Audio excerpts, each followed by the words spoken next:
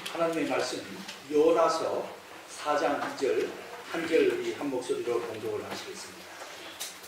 요나서 4장 2절 구약성경 1289페이지입니다. 1289페이지 요나서 4장 2절 말씀 한 절 우리 같이 봉독하겠습니다.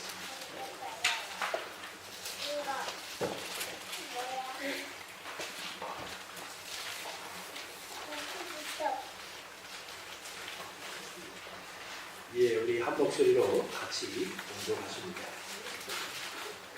1289페이지 여호와께 기도하여 이르되 여호와여 내가 고국에 있을 때에 이러하겠다고 말씀하지 아니하였나이까. 그러므로 내가 빨리 다시스로 도망하였사오니 주께서는 은혜로우시며 자비로우시며 노하기를 더디하시며 인애가 크시사 뜻을 돌이켜 재앙을 내리지 아니하시는 하나님이신 줄을 내가 알았음이니이다. 아멘. 임마누엘 성가. 저와 여러분들에게도 하나님의 말씀이 임하신 줄 믿습니다. 아멘. 요나는 선지자 중에 한 사람이었습니다. 그런데 그 요나가 살던 시대에 자기들 나라에 그 적국이 바로 니느웨 성이었는데 아수르라는 강대국의 수도가 니느웨 성이었습니다.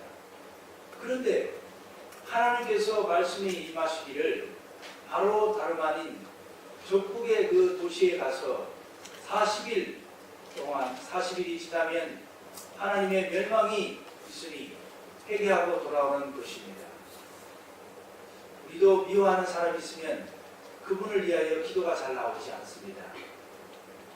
이 패역한 도시, 이 니느웨가 하나님을 알지도 못하고 강대국이면서 자만하고 교만하였던 그 도시를 그래도 하나님은 끝까지 사랑하셨기에 포기하지 않으시는 이 모습을 오늘 요나서는 우리들에게 말씀하고 있습니다. 저와 여러분들의 삶도 하나님은 끝까지 포기하지 않으신 줄 믿습니다. 이 믿음의 끈을 놓지 않고 살아가시기를 바랍니다. 조유정이라는 선교사님이 지금 아프리카에서 오지 마을에 음악 교사로 잘 섬기고 계시는데 그분은 젊은 시절에 그 줄리어드 음대를 나와가지고 바이올린을 참 잘하는 분입니다. 그는 악기를 9마리 갖고 아주 승승장구하면서 세상적으로 볼 때는 많이 출세도 하고 참 이름을 떨칠 수 있는 그런 축복을 받은 조유정 씨였지만 그가 하나님의 부름을 받고 그에게 하나님의 말씀이 임하니 하나님의 마음이 조유정 선교사의 마음이 임하여 그는 모든 것을 다 내려놓고 아프리카로 선교를 떠났던 것입니다. 우리 부모님은 자식을 끝까지 포기하지 않습니다. 부모가 자식을 포기하는 경우는 없습니다. 하나님도 우리 일생을 포기하지 않으십니다. 믿습니까? 이 사랑을 바로 하나님의 사랑이요 이 하나님의 마음인 줄 믿습니다. 초등학교 6학년에 7살이었습니다. 제가 장다리 LS 밑에 지금 한참 이제 다용사를 하는데 자주 그곳을 드나들게 됩니다. 한가로로 이사를 오니 지나다닐 때마다 그 추억이 떠오르고 하나님의 은혜를 늘 하루하루 매일 기억을 합니다.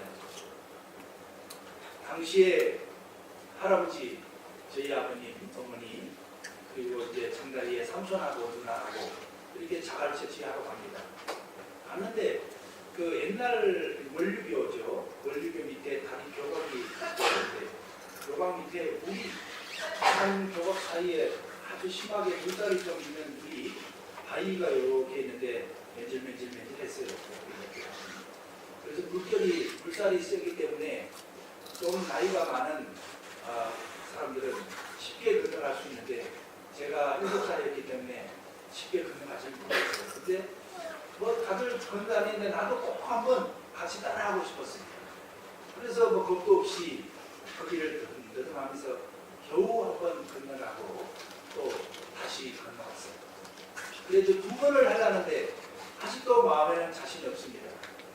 그런데 뭐 한번 했으니 한번 다시 한번 건너가보자. 이렇게 하고 건너가다 물에 떠내려가고 말았습니다.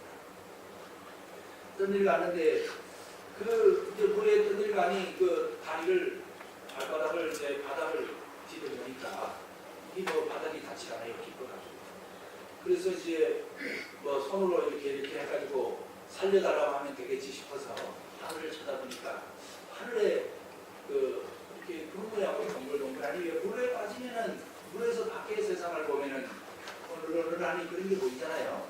이제 그렇게 해서 올라가서 살려달라고 소리를 치면 되겠다 싶어서 손을 불을 헤쳐가지고 살려달라고 하니까 살자가 나오고 그 다음에 얘기는 나오지 않아요. 물에 또 다시 쭉 들어가고. 이렇게 해서 3번을 그렇게 했습니다. 3번 했는데 4번째는 아이고야 이거 큰일 났다. 이제 죽었구나 나는. 그리고 나서 이제 뭐 어쩔 수 없이 힘이 빠지고 뭐 3번 정도 하니까 힘이 들어서 도저히 살려달라는 소리도 나오지도 않고 또 소리도 물에서 겨우 물 밖으로 이렇게 나와서 박도 쳐가면서 못하면서 다시 들어가고 이렇게 했습니다. 그래서 7살이니 뭐 나이도 많지 않지 힘도 빠지지 그냥 물속에 이제 가라앉고 말았는데 그 나중에 눈을 뜨니까 바뀌었습니다. 세상 바뀌었는데 하나님께서 저희 할아버지의 마음을 움직이셔가지고 보니까 이 소자가 없는 겁니다. 거기서 보니까 그때 저 물에서 깊은 데서 오르락 내리락 하더랍니다. 그래서 그때는 이제 3번째 이제 가라앉는 순간이었어요. 그래 하나님의 은혜로 지켜주셔서 건져가지고 그 당시에 지게든가 해서 거꾸로 해서 물을 다 내놓고 그래 살아나게 되었습니다. 그 어린 가슴에도 야 내가 참 보살핌 속에 살아났구나 그렇게 해서 참 하나님께 대한 고마움이 생기더라고요. 물론 할아버지에게도 고마운 마음이 들었죠. 그렇게 제가 이 죽음을 끝까지 갔다가 살아난 적이 있습니다. 그 기억 때문에 우리 할아버지가 이제 일찍 병도 걸리시고 그 한량천을 다니셨어요. 가슴도 이렇게 넣고 이렇게 동네일에 5만 동네일에다 간섭을 하고 막걸리 잡수시고 참 선하신 분이었습니다.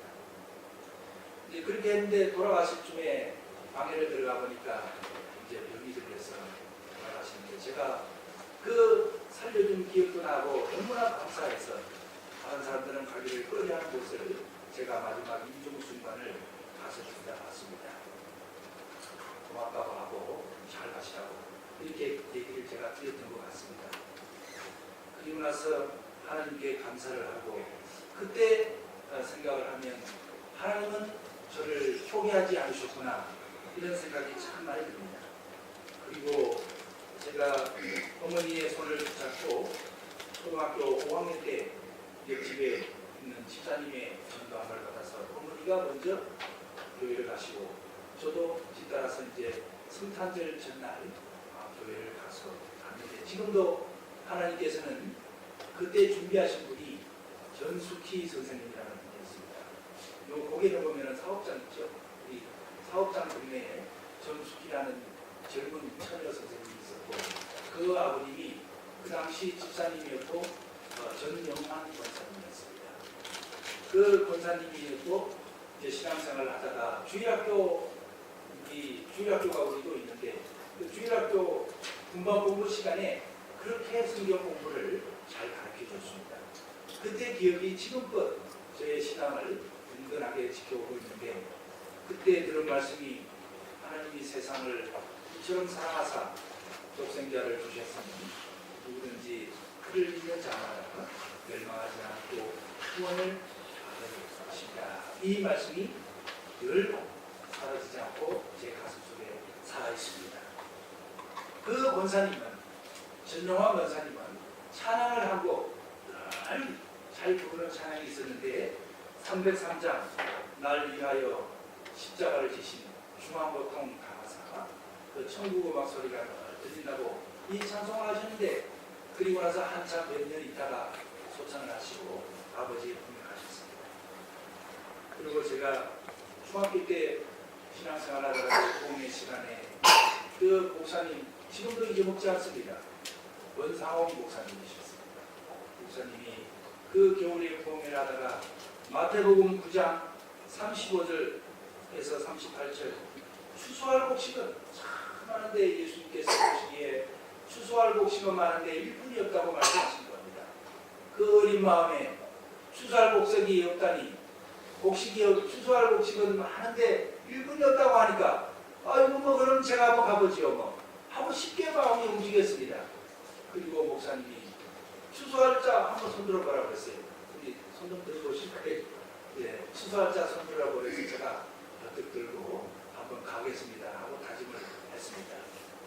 근데 그때 한번 예수님께서 왜 추수할 곡식을 하러 사람들이 가야 되는가, 일꾼들이 가야 되는가, 그 마음이 예수를 믿어야만 천국을 가는 거기 때문에 추수할 곡식으로 추수하러 가야 된다, 이 생각이 저의 마음속에 박혔던 겁니다.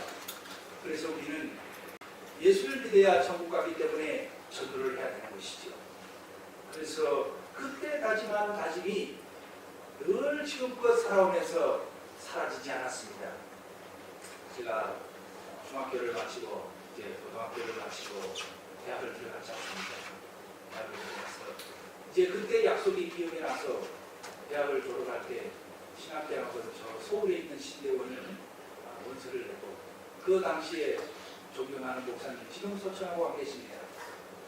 정인모 목사님 손을 잡고 한신대학원에 원서를 냈습니다. 냈는데 또 보기 좋게 작성을 했죠. 그러면은 야 이거 나에게는 뭐 소명이 없는가 보다 하고 포기를 해야 되는데, 하나님은 그래도 저를 포기하지 않으시고 그 마음을 거듭하지 않으셨어요. 참 놀랍습니다. 저뿐만 아니라 우리 예수 믿는 분은 다 똑같으지요. 주일만 되면 자꾸 교회 가야 되겠다는 마음이 생기고, 하나님이 부르셔서 어쩐디잖아요. 그가 뭐라 그래도. 그래서 우리가 예배를 드리고 있지만 저 역시도 그 마음이 사라지지 않았습니다. 그래 보기 좋게 낙방을 하고 이제 실전 생활을 시작하는 겁니다. 그런데 그 마음이 지금 고백을 드리면 한시도 그 마음을 하나님은 가져가지 않으시고, 그 사명을 약속한 마음을 거둬가지 않으시고 저에게 끝까지 저를 포기하지 않으셨습니다. 그리고 나서 제가 2011년도에 우연찮게 청교신학교 입학하는 그 운동을 보고 제가 협박을 하여서 오늘날 주님의 병을 받고 이렇게 같이 말씀을 하고 있는 것인데, 이 말씀이 저는 저뿐만 아니라 우리 성도님들에게도 주님은 끝까지 포기하지 않으시고 우리를 지켜주신다는 말씀을 함께 은혜를 나누고 싶습니다. 어제 제 친구를 만났는데 참 40년 만에 처음 만났습니다. 그 친구는 참 그 당시에 말도 잘하고 추풍령에 살고 있었는데, 그 친구 이름이 머리가 뽀글하니 별명이 박일준이었습니다. 노래도 잘하고 축구도 잘하고. 근데 어제를 만났는데 참 제가 어제 가슴이 와닿는 말씀입니다. 그 친구는 지금 예수를 믿지는 않습니다. 그런데 젊은 시절에 저와 같이 저는 이제 황간에서 신앙생활했고, 그 친구는 축구면에서 교회를 소속하면서 신앙생활했고, 같이 축구 게임도 하고 또 수련회도 같이 하고 이렇게 여러 번 했던 친구였기 때문에 같은 조건의 신앙생활을 했는데, 그 친구가 어제 참 가슴에 와닿는 얘기가, 나는 주일날 예배를 드리고 가야 되는 이 마음이 그다지 생기지 않는다는 겁니다. 사랑하는 성도 여러분, 우리가 주일을 사모하고 주님을 사모하는 마음은 하나님께서 주신 크나큰 선물이요, 하나님이 우리를 포기하지 않으시고 있다는 큰 증거가 되는 줄 믿습니다. 예수를 믿고 싶어도요, 그 찾아지지가 않고 마음이 움직이지 않으면 그 이름조차도 부를 수가 없는 것이 그 예수, 그 이름인 것입니다. 언제나 우리는 끝까지 포기하지 않으시는 주님을 찬양하여야만 합니다. 성경을 보면 요나의 체험을 통해서 하나님은 우리를 포기하지 않으심을 알 수가 있는 것입니다.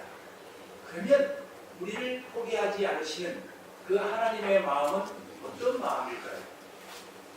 선지자 중에 한 사람인 아미떼의 아들 이 요나에게 하나님의 말씀이 임했습니다. 적국인 아수르에 가서 하나님의 심판을 받아 40일이 지나면 멸망할 것이라는 하나님의 말씀을 전하라는 겁니다.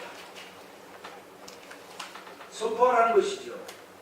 하나님을 모르는 백성들에게, 그리고 부패한 백성입니다. 요나가 생각할 때는 그들은 심판을 받아야만 마땅한 그런 민족이고 도시민이었습니다. 그러니 요나의 마음은 참으로 갈등이 일어나고 참 힘겨웠죠. 그는 하나님의 부름을 받아서 가야만 할 곳으로 가지 않고 다시스로 향하는 반대편 배를 탔습니다. 그때 하나님께서 포기하지 않으시고 준비하신 것이 곧 큰 바람을 불게 하셨습니다. 요나서 1장 4절에는 틀림없이 그 바람을 준비하신 분이 하나님이라고 말씀하고 있습니다. 할렐루야. 저와 여러분들의 삶 가운데에 누구나 예수 믿는 분 한 분 한 분의 삶 속에서 한 번도 예외 없이 우리들의 삶 가운데 역사하시고 준비하시고 포기하지 않으시는 하나님의 손길이 순간순간 있는 줄 믿습니다. 제가 물속에 빠졌을 때 할아버지의 손길을 준비하셔서 건지게 하시고, 때가 이르니 공고문을 보게 하시고 하나님을 길을 걷게 하시는 그 성취하시는 하나님의 손길을 늘 기억하는 저와 여러분 되시기를 축원을 드립니다. 요나가 배를 탔습니다. 탔는데 광풍이 일어났죠. 그런데 요나는 아이고 나는 모르겠어, 적국 백성들 살려줘봤자 하나님 심판하시겠지 하면서 포기하고 자기는 배 밑으로 가서 잠이나 자자 하고 그 깊은 잠을 잤습니다. 그때요 그 하나님은 그 배에 탄 사람들을 움직여서 요나를 깨우게 합니다. 어서 일어나십시오. 당신 때문에 배가 흔들리는 것 같소. 우리 한번 제비를 뽑아서 누구 때문에 이 광풍이 일어나고 배가 흔들리는지 제비를 뽑아보자 하고 뽑으니 하나님께서 또 포기하지 않으시고 요나를 제비 뽑게 하셨습니다.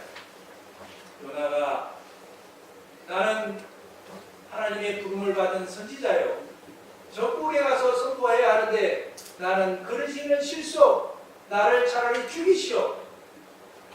선원들이 요나를 들었습니다. 바다로 던지셨습니다. 그때 어떻게 되었습니까?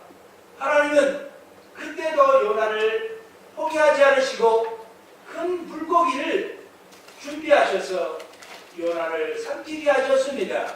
할렐루야. 저와 여러분들의 삶 가운데도 하나님은 언제나 이 큰 물고기를 준비하신 것처럼 때때로 시시때때로 여러분들이나 제가 인정을 하든 하지 않든 하나님은 택하신 자기의 사랑하는 백성에게 준비를 하고 계셨습니다.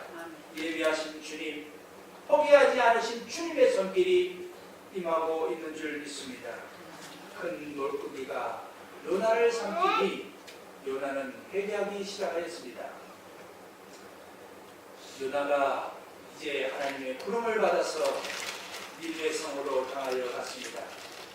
사흘 길을 돌아야 볼 수 있는 그 니느웨 성을 요나는 하루 종일 다니면서 40일이 지나면 이 성은 멸망하오, 회개하십시오 하고 요나가 하루 종일 외치니 그 온 백성들이 회개하고 하나님께로 베옷을 입고 금식하며 기도하였습니다. 하나님의 영이 성령께서 역사하셨습니다. 그때 요나는 어땠나요? 하나님, 꼴보기 싫습니다. 왜 저들을 살려주시는 거예요? 나 죽여 주십시오 하고 요나는 그 성곽 위에 나가서 성 위에 운막을 하나 지어가지고 이렇게 거기서 도시 하나님의 멸망을 시키나 하고 내려다보고 있었습니다. 나대 태양이 장렬하니 요나가 얼마나 뜨거웠겠어요. 그때 하나님께서 방명불 하나를 자라게 하셔서 방울뿐이 그 온 집을 덮으니 그늘이 되니 요나가 시원하구나, 얼큰이 좋다, 그래 시원하게 내가 구경이나 한번 해보자. 니느웨 성 너들 하나님 앞에 죄를 지었으니 너희들은 내가 선포를 했지만 멸망할 것이다 하고 구경이나 해보자고 했었습니다. 하루가 지났습니다. 그런데 웬걸요, 하나님은 방명풀도 준비하셨지만 하나님은 또 벌레를 준비하셨어. 성경에는 틀림없이 요나서에서는 하나님께서 벌레를 예비하사 말씀하고 있습니다. 그 벌레가 방명풀을 갉아먹기 시작하였습니다. 바짝 말랐습니다. 요나가 뜨거워서 하나님 앞에 불평불만을 하기 시작합니다. 하나님, 나를 죽여주십시오. 뜨거워서 못 살겠네요. 요나야 덥냐? 왜 덥지? 너 방명풀이 아깝냐? 아깝고 말고요. 이 시원하고 좋은 방명풀이 없으니까요 내가 덥지요. 요나야, 방명풀이 아깝냐? 예, 아까워요. 요나야, 저기 니느웨 성을 바라보라.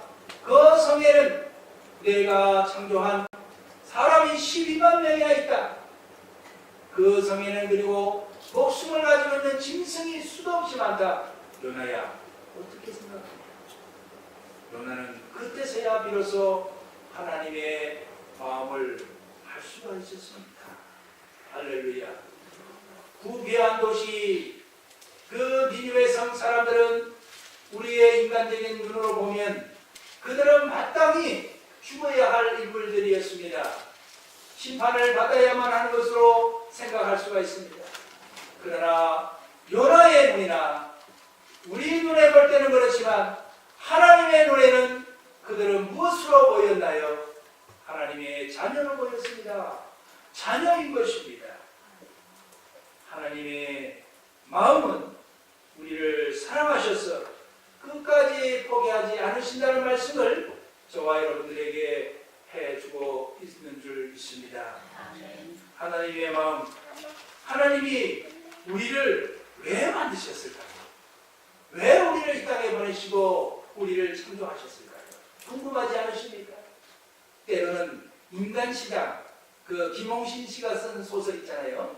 오래전에 나온 소설 명화도 되고 해가지고 히트도 쳤는데, 그 인간시장에 하늘을 쳐다보면서요, 그 주인공이 하나님 있으면 나와보시오, 나하고 한번 대결 한번 해주시오 하면서 온갖 모션을 다하면서 하나님 앞에 반항하는 그의 모습이 나옵니다. 하나님이 나를 왜 이 땅에 보내셔서 이렇게 힘들게 하냐 이 말이에요. 그 주인공이 그렇습니다. 우리는 때로는 하나님 앞에 왜 나를 창조하시고 이 땅에 보내서 이렇게 고생하게 만드셨는지 이런 생각이 들 때도 있은 적도 있습니다. 그러나 하나님께서는 왜 우리를 만드셨을까요? 왜 니느웨 백성 하나님은 그 이방인들을 사랑하셨을까요? 하나님은 사랑이시기 때문에 그렇습니다. 할렐루야. 그 요한일서 4장 16절에 보니까 하나님이 우리를 사랑하시는 사랑을 우리가 알고 믿었노니 하나님은 사랑이시라. 사랑 안에 거하는 자는 하나님 안에 거하고 하나님은 그의 안에 거하시느니라. 할렐루야. 사랑이신 하나님께서 왜 우리를 창조하셨을까요? 사랑의 본체이신 하나님께서 저와 여러분을 왜 사랑하셨을까? 왜 만드셨을까요? 그것은요, 다름 아닌 사랑을 같이 하기 위하여 만드셨습니다. 할렐루야. 여러분과 저와 하나님이 저와 여러분을 함께 있고 싶어서 만드셨던 겁니다. 교제를 나누고 축복도 주고 대화도 나누고 기쁨도 느끼게 하고 이렇게 함께 있고 싶어서 저와 여러분들을 만드셨어요. 그런데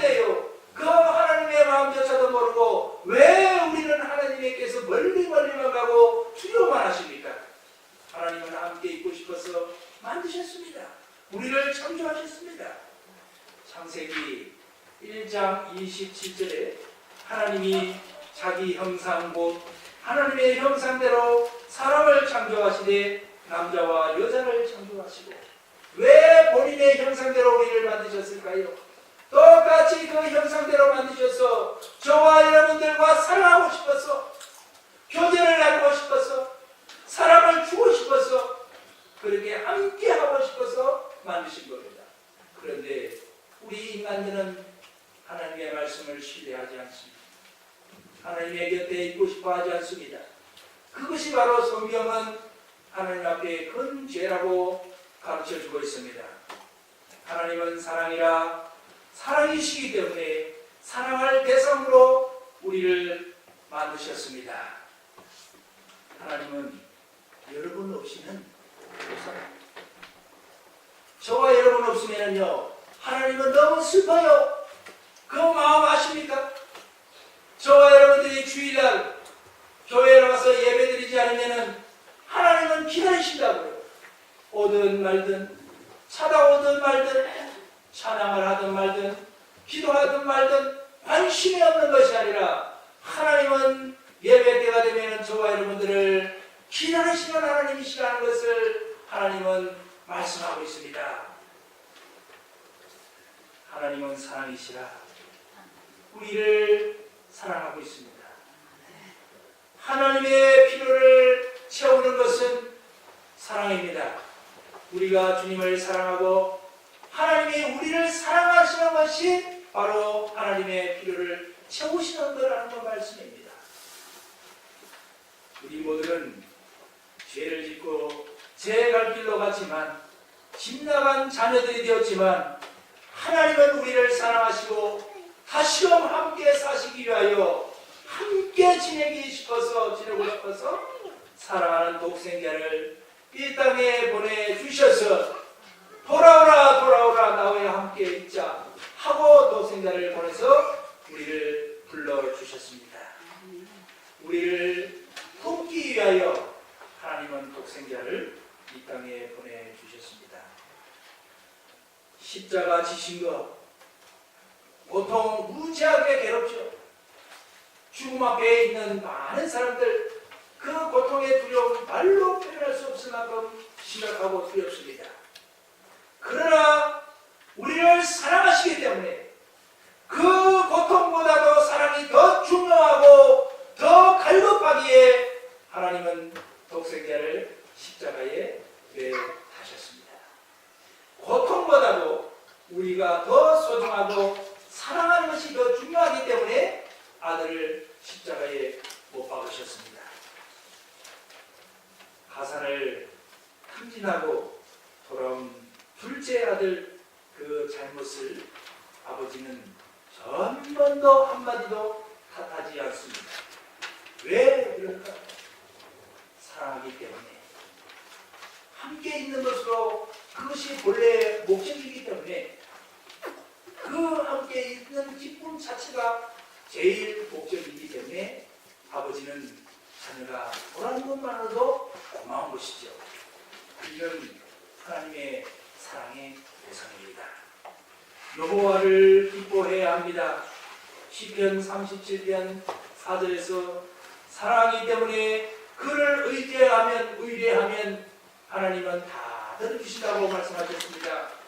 또 여호와를 기뻐하라. 그가 내 마음의 소원을 들어주시리라. 할렐루야. 사랑하는 자가 하나님 앞에 요구를 하는데 어찌 안 들어주겠어요? 하나님의 품으로 털어오기만 하면 용서해 주시고 기뻐 받아주신다는 것입니다. 요엘서 보니까요, 요엘서 2장에 너희는 옷을 찢지 말고 마음을 찢고 너희 하나님께 돌아올지라. 그렇습니다. 하나님의 마음을 알고 그 사랑의 품으로 돌아오는 거예요. 하나님의 마음을 알고 그 마음을 깨달아 달라는 거예요. 내가 너를 사랑하고 있다는 것을 책을 알아달라. 한번 변론을 해보자. 그렇지 아니한가. 할렐루야. 이 시간 하나님의 자녀된 저와 여러분, 이 사랑을 꼭 한번 찬양하는 놀라운 축복의 시간 되시기를 축원드립니다. 하나님의 이 사랑의 마음, 하나님께서는요, 하나님이 우리를 사랑하는 이 지극하신 마음을요, 다름 아닌 저와 여러분들 마음속에 부어주셨단 말이에요. 가득 부어주셨습니다. 로마서 5장 5절에 보니까 소망이 우리를 부끄럽게 하지 아니함은 우리에게 주신 성령으로 말미암아 하나님의 사랑이 우리 마음에 구원과 됨이니. 그렇습니다. 우리같이 참 보잘것없고 하잘것없는 인생이 어떻게 주님의 모습을 흉내내면서 사랑할 수 있는 사람으로 변화될 수 있나요? 그것은요, 주님의 영이 우리 가슴 속에 부어졌기 때문에 우리가 그나마 흉내라도 내고 살 수 있는 것이고요, 불쌍한 사람들 보면 친절한 마음이 생기는 것이고요, 주님의 마음을 닮아서 기도할 수 있는 거 아니겠습니까? 지금 우리 안에 와 계신 분 성령님입니다. 성령님은요, 성경에 바람과 같다고 말씀하십니다. 바람은 이때 우리 눈에 안 보여요. 성령님은 지금 우리 눈에 보이진 않지만 저와 여러분들 마음속에 계시면서 여러 가지 역사를 이루면서 우리를 돕고 계십니다.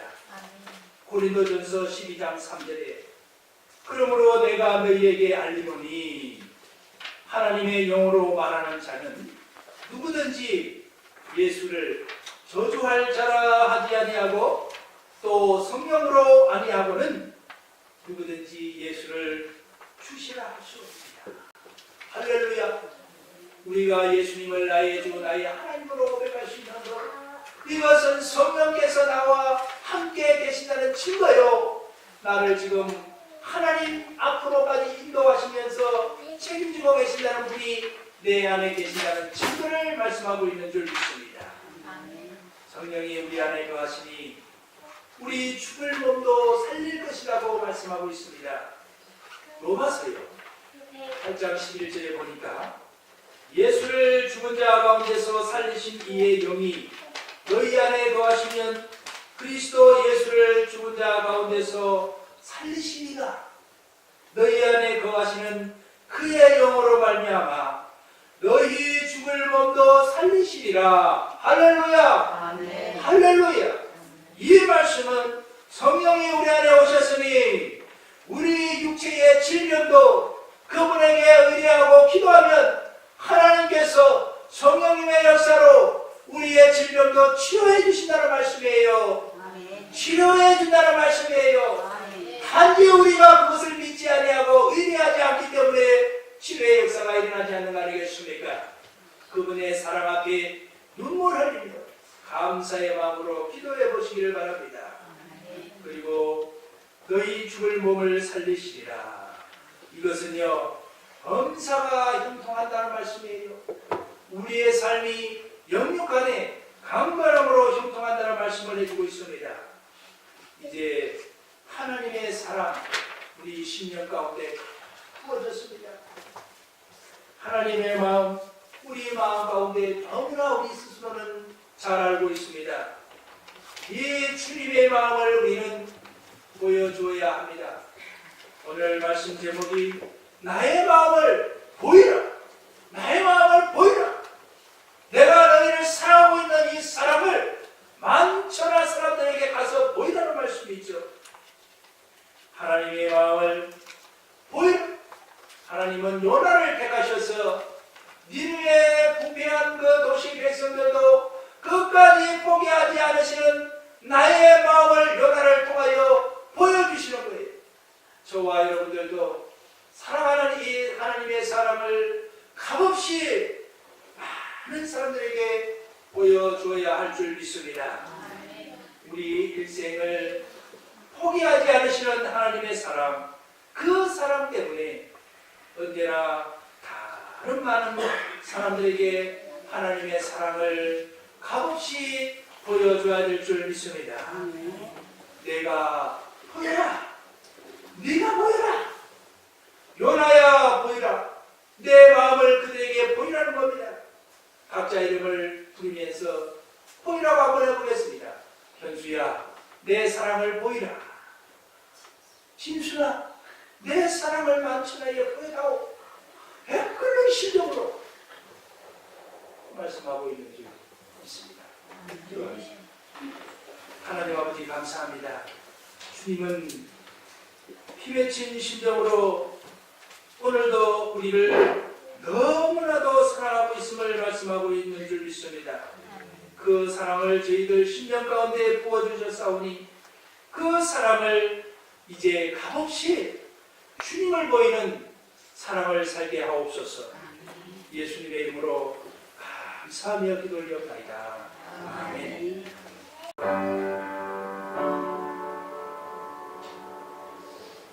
하나님의 말씀 창세기 1장 보겠습니다. 이제 이번 주부터 이제 오후 예배, 주일 오후 예배는 창세기부터 한 장 한 장 보는 시간이 많이 걸리고요.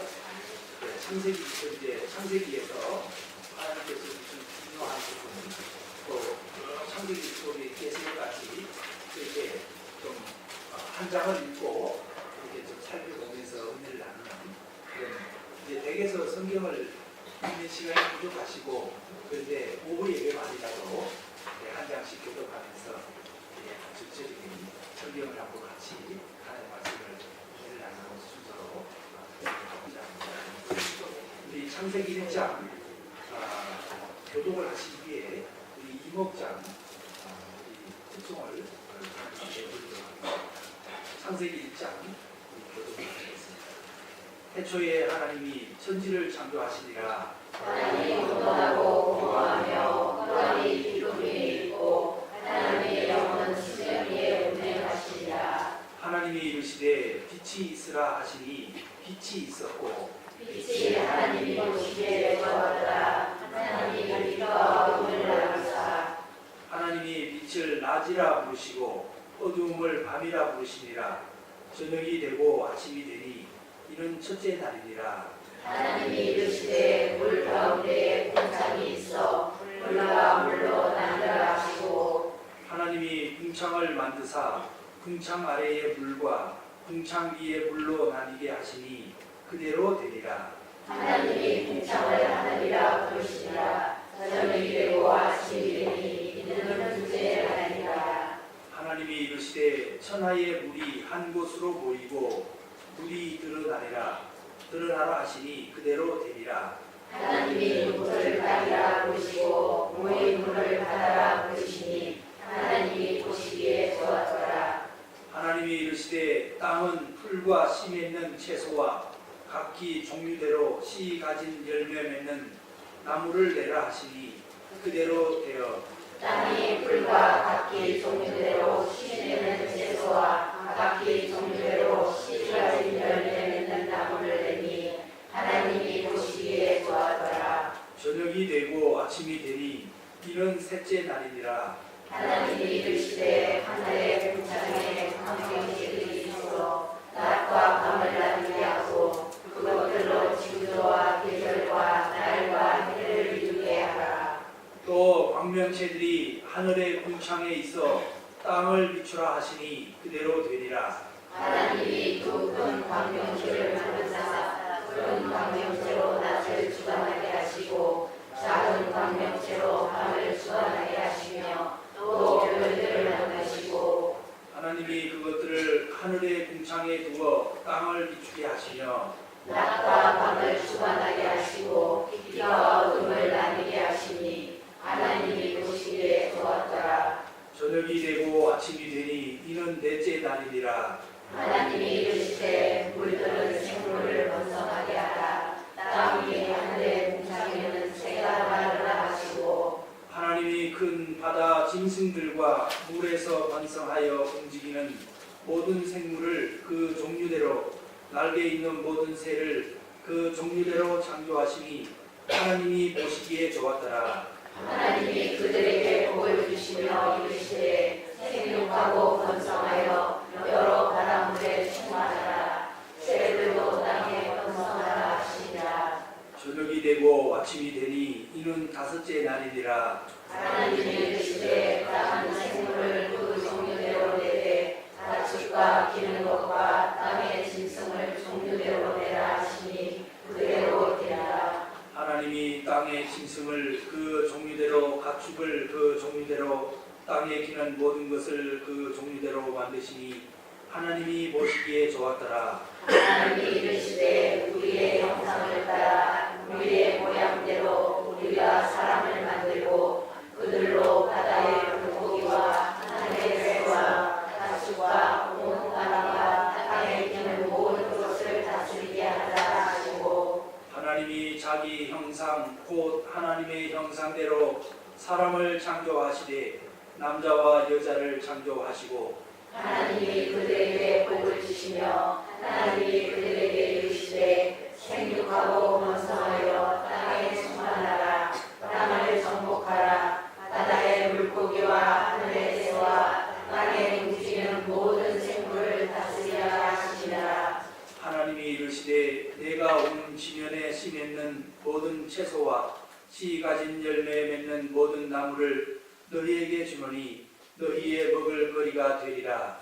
또 땅의 모든 지체와 하늘의 모든 새와 생명이 있어 땅에 기는 모든 것에게는 내가 모든 푸른 풀을 먹을 거리로 주라 하시니 그대로 되리라. 함께 보십니다. 하나님이 지으신 그 모든 것을 보시니 보시기에 심히 좋았더라. 저녁이 되고 아침이 되니 이는 여섯째 날이라. 아멘. 이 말씀 함께 나누실 제목은 창조주 하나님입니다. 이 지구에는 참 많은 것들이 있는데 그 중에서 하나님은 다른 것은 다 만드셨는데 우리 사람만큼은 창조하셨습니다. 오늘 성경에 보면은 1장 27절에 하나님이 자기 형상 곧 하나님의 형상대로 사람을 창조하시되 남자와 여자를 창조하시고 사람은 만들어진 게 아니라 창조되었습니다. 참 하나님께서 이 땅에 복을 주시며 이렇게 많은 충만한 짐승과 새와 많은 것들이 이렇게 있는데 그것은 하나님께서 우리가 새들을 바라볼 때 또 많은 짐승을 바라볼 때 하나님께서 그 모든 것을 창조하셨음을 직접 눈으로 보게 됩니다. 그 눈으로 볼 때 새를 쳐다볼 때 제일 먼저 떠오르는 것은 하나님이 저 새를 만드셨구나 이렇게 기억이 되잖아요. 보고해지는데 새가 날아가는 새를 보고 아무 느낌도 없어 이렇게 하면은 좀 불안하고요. 새를 보나 지나다니는 풀을 한 포기 보시더라도 그것이 하나님께서 창조하신 그런 것이다라고 보면은 그거를 성경은 일반 계시라고 부릅니다. 하나님이 스스로 계심을 이 지구상에 나타내 주셨는데 모든 사람이 다 볼 수 있도록 계시해 주신 것이 해와 달과 별과 또 짐승과 많은 우리 눈에 보이는 누구나 볼 수 있는 이런 것들을 통해서 하나님이 계심을 나타내 주셨습니다. 이것을 일반 계시라고 이렇게 부르고요. 그리고 눈에 안 보이는 그 계시를 나타내는 게 있어요. 하나님은 살아계심을 그를 성경은 특별 계시라고 이렇게 부르고 있는데 그 특별 계시는 예수 그리스도께서 이 땅에 오셔서 십자가에 못 박혀 돌아가시고 3일 만에 부활하심으로 승천하시고 이렇게 하신 하나님이 살아계심을 예수 그리스도를 통해서 그를 믿음으로 구원받는 그 계시를 나타내는 것을 성경에서는 특별 계시다 이렇게 부르고 있습니다. 그렇기 때문에 우리 그리스도인들은 눈으로 보는 일반 계시를 통해서도 하나님의 계심을 볼 수 있고 또 예수 그리스도를 통해서 우리는 특별하게 하나님의 은총을 입은 그들을 빌려서 하나님을 볼 수가 있는 겁니다. 특별히 우리 그리스도인들이 은총을 받은 하나님의 선민이고 택한 백성이라고 부르는 것은 은총을 입은 것은요 예수 그리스도를 알기 때문에 그를 통해서 하나님이 계심이 깨달아지고 믿게 되고 하는 것은 하나님께서 주신 선물이다. 성경은 이렇게 부르고 있습니다. 저와 여러분들은 특별히 가장 이 세상의 보석보다도 참 귀중한 보석, 그 보석을 선물로 받은 줄 믿습니다. 아멘. 모세 오경, 오늘 이제 창세기 1장 1절을 우리가 함께 이렇게 봉독을 하였는데요. 이 모세 오경은 창세기부터 그 다음에 출애굽기, 레위기, 그 민수기, 신명기 이렇게 5권을 모세 오경이라고 부릅니다. 이 모세가 지었기 때문에, 모세가 하나님의 계시를 받고 썼기 때문에 저자의 모세의 이름을 따서 모세 오경이라고 부릅니다. 모세는 그러면 어떻게 부른가요? 모세는요, 하나님의 얼굴을 직접 대면하고 본 분이에요.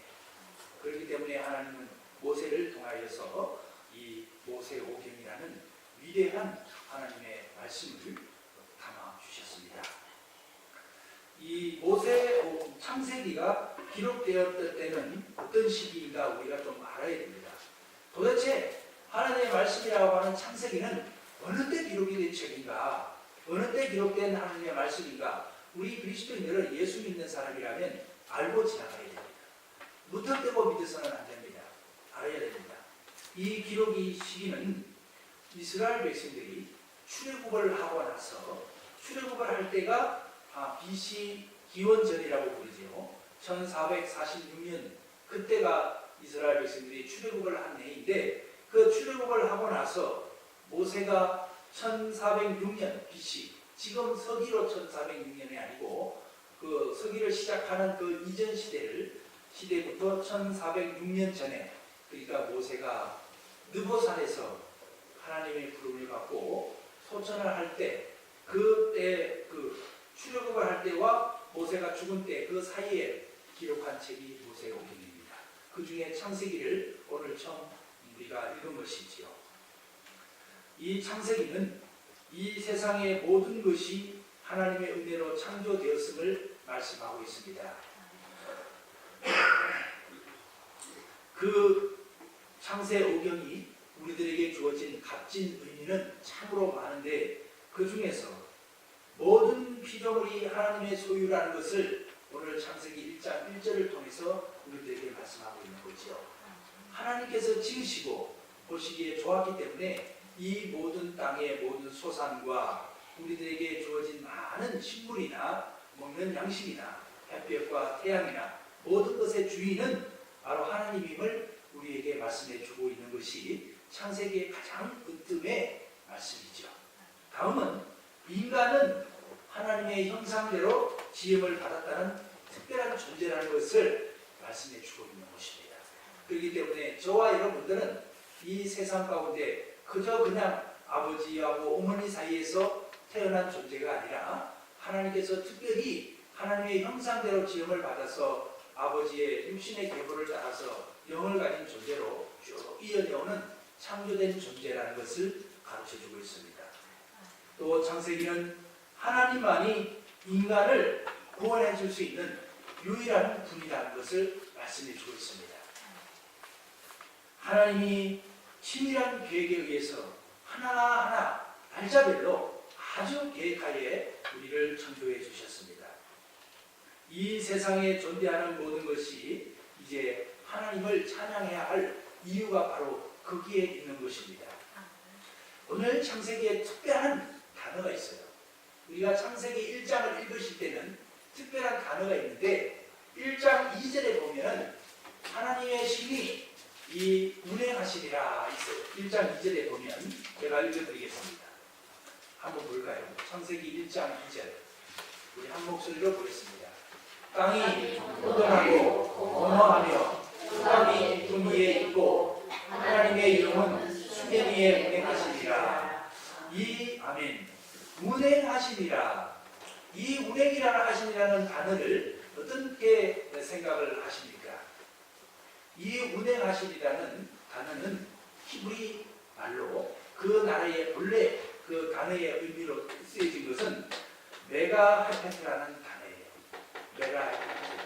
메가헤페트라는 단어인데, 이 단어는 어떤 의미를 가지고 쓰여졌느냐? 하나님의 이 혼돈하고 공허한 흑암의 깊음 위에 하나님의 신이 그 어미새가요, 새끼를 품기 위하여, 새끼를 이제 부화시키기 위하여서 돌보고 있는 의미를 담고 있는 그 단어가 바로 레라 헤페트, 운행하시리라. 저와 여러분들을요, 이 땅에 창조하고 또 많은 만물을 만드시기 위해서 하나님은요, 그 자녀를 사랑하고 새가, 어미새가 새끼새를 부활을 품듯이 기포미에 수년 동안, 많은 세월 동안 품으셨다는 겁니다. 그것이 바로 하나님의 속성입니다. 저희들도 이제 많은 형제 자매나 또 많은 주위에 있는 분들이나 그런 것을 따뜻하게 품어라는 의미를 가지고 창세기는 하나님은 그 마음을 가지고 이 세상을 창조하셨다는 말씀입니다. 다음에 오늘 창세기에 7번이나 등장하는 단어가 있습니다. 그 단어는 보시기에 좋았더라는 단어예요. 보시기에 참 좋았더라. 사랑하는 성도 여러분, 요즘에는요, 세상이 많이 부패했습니다. 어디서 그것을 볼 수 있을까요? 우리는 많은 부모들이 자녀를 출생하고도 그것을 버리는 사람들이 참 많습니다. 부정이라는 존재를 찾아보기도 어렵고 모종도 참 실종된 지가 오래인 것 같습니다. 그런 분들이 참 많은데, 이 하나님은 우리를 처음에 창조하실 때에 그리고 많은 짐승과 새와 만물을 창조하시고 나서 보시기에 참 좋았더라, 보시기에 참 좋았더라, 그렇게 말씀하셨는데, 우리의 마음도 만물을 바라보면서, 사랑하는 자녀를 바라보면서, 우리 이웃의 공동체를 바라보면서 참으로 행복을 느껴야 되고 보시기에 좋았더라, 이 마음이 우리는 하나님께 받아야 될 줄 믿습니다. 동네에 경건함 잘 좋아하시나요? 주변 분들 보시면서 참 고맙다는 마음이 좀 드셨으면 좋겠습니다. 이것이 바로 하나님의 마음입니다. 주변에 어려운 분이 있으면 시원한 마음에 도와주고 싶은 마음이 있어야 될 줄 모릅니다. 요즘에는 참 살기가 빡빡하고 물질이 많이 주인 노릇을 하는 이 세상이기 때문에 그런 마음이 점점 없어지는데 참으로 안타깝습니다. 하나님은 이 세상을 만드시고 보시기에 좋았더라, 이렇게 7번이나 이 단어를 사용하면서 우리를 격려해 주고 있습니다. 무슨 말일까요? 하나님은 우리를 늘 사랑하시고 참 좋아한다는 이런 뜻입니다. 또 한 가지 특별한 단어가 이제 세 번째로 등장을 하는데, 하나님이 부르시고 라는 단어가 여러 번 등장을 해요.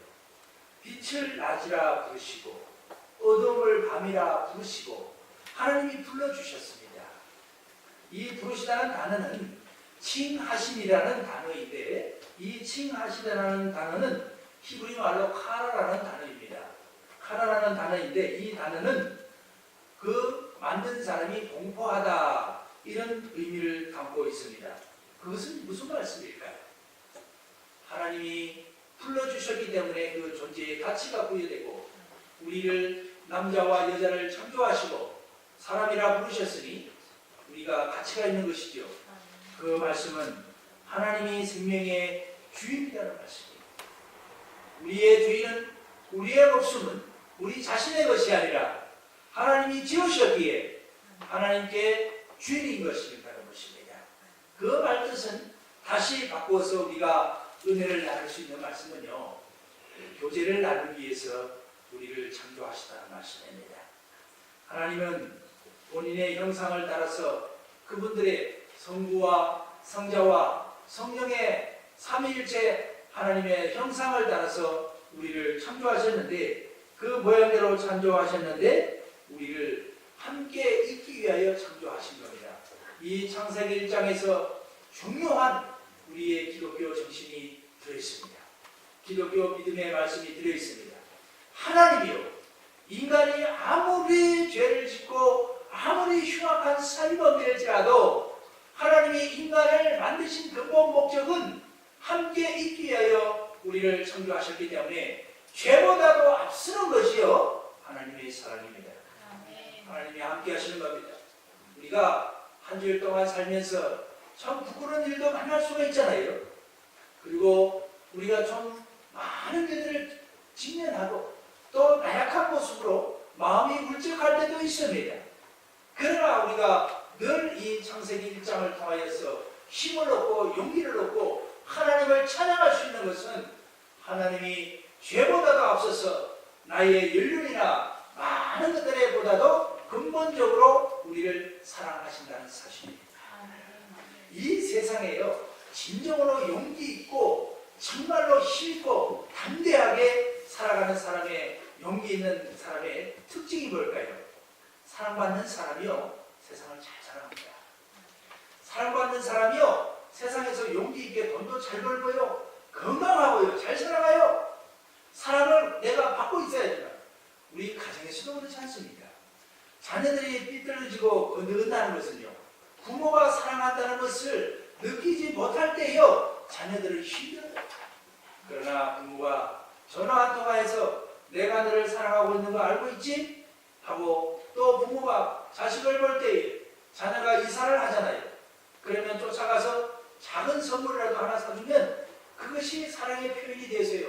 자녀는 얼마나 기쁜지 모르지 않습니까? 사랑받는 사람이요, 사랑도 할 줄 안다는 거예요. 이제 우리는 성경을 통하여서, 하나님을 통하여서 우리가 무엇을 봐야 되느냐? 하나님이 나의 죄보다도 앞서서 나는 근본적으로 나를 사랑하시고 나와 함께 하시기 위하여 나를 이 땅에 불러주시고 또 태어나게 하셨다는 사실을 늘 잊으시면 안 됩니다. 참으로 은혜로운, 참으로 하나님의 메시지가 아닐 수가 없습니다. 하나님은 첫날에요, 빛을 만드셨습니다. 둘째 날에요, 궁창을 만드셨습니다. 셋째 날에 식물을 창조하셨습니다. 넷째 날에 해와 달을 만드셨습니다. 다섯째 날에 물고기와 새를 만드셨습니다. 여섯째 날에 땅의 동물과 인간을 창조하셨습니다. 일곱째 날에는 하나님께서 안식일을 정하시고 제정하시고 휴식을 취하셨습니다.